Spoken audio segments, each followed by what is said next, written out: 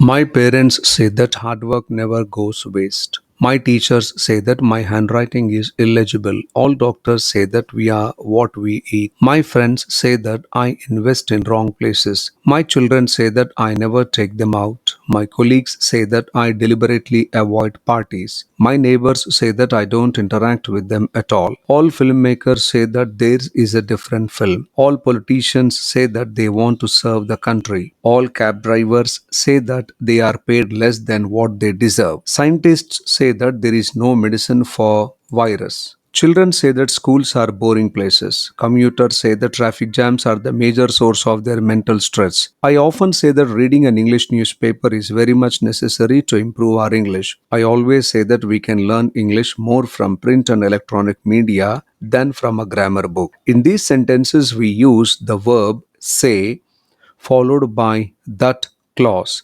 All these sentences indicate present tense.